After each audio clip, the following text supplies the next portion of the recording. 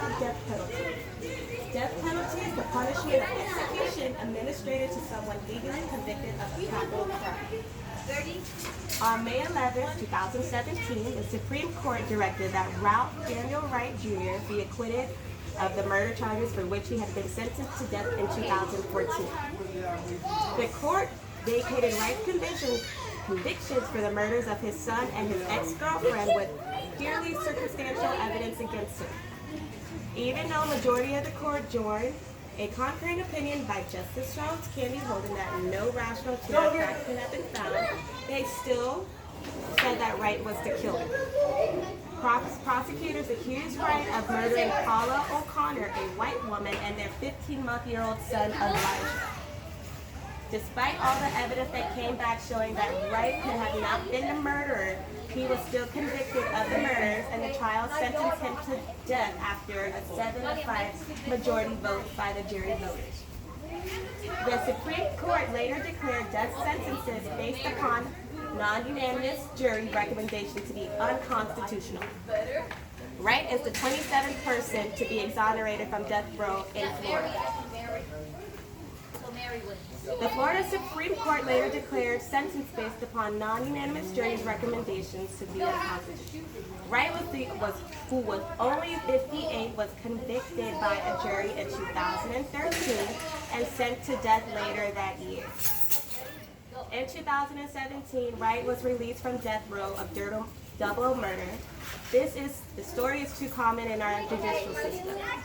Unfortunately, not all of them are free or released before their execution, which leaves the government in compensation for those who are. Today, I will argue why Congress should abolish death penalties because of its many problems.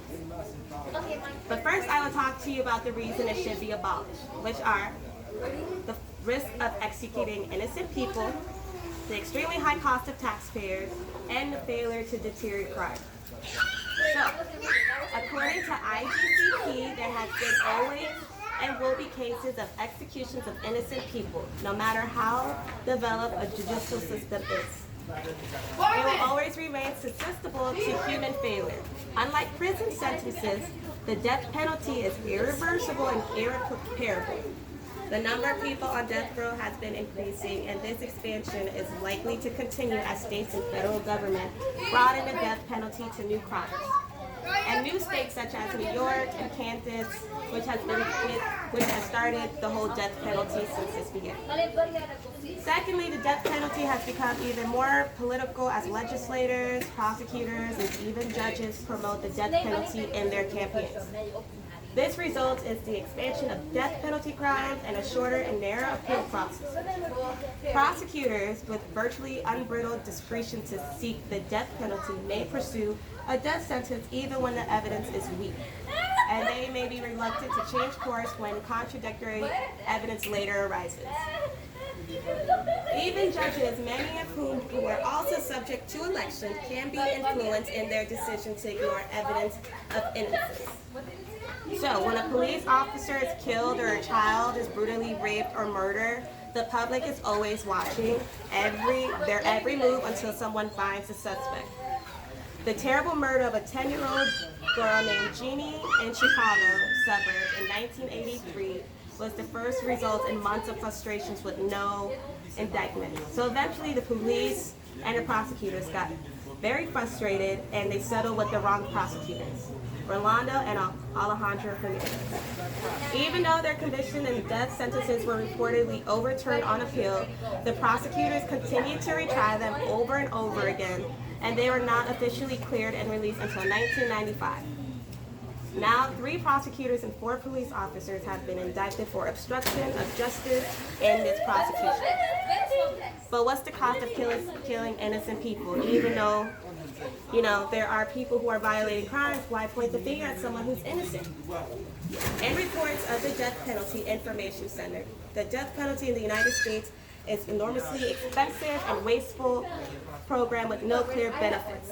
All of the studies on the cost of capital punishment conclude it is more expensive than a system with life sentences and a maximum penalty. So people who are sitting in jail for life cost less than people who are going to the death penalty. Cases without the death penalty cost $740,000, while cases with the death penalty cost $1.26 million. And that's just for the state of Kansas. In California, each death row prisoner costs taxpayers $90,000 more per year than prisoners in general population.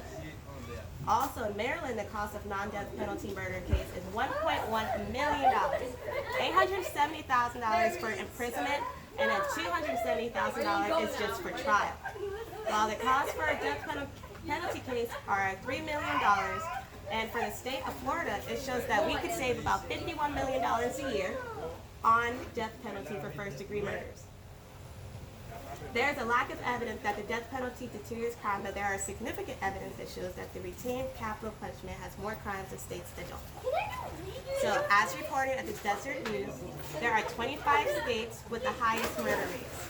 20 of them have death penalty rates. And of that 20, Florida is one of them. Also, Manassas USA states that states without the death penalty continue to have significant lower murder rates than those that have capital punishment. The results reveal that more experts do not believe that death penalty or carrying out execution serves a deterrent to murders. In fact, the authors reported that 88.2% of criminologists do not think that death penalty deteriorates murders. So if the criminologists don't think that death penalty deteriorates murders, why do our judicial system do that? It's time we change the law of death penalty. We shouldn't be killing those who are innocent because they did the crime, based off their own personal gain or to make themselves look better. Because media are our biggest focus, we shouldn't be portraying that to the public and sending off the bad message. Or we shouldn't be throwing away money or killing the innocents. We should be investing the money into something more problematic in our world. And numbers don't lie, so let's stop sending out the wrong message. We have law to teach, not violate.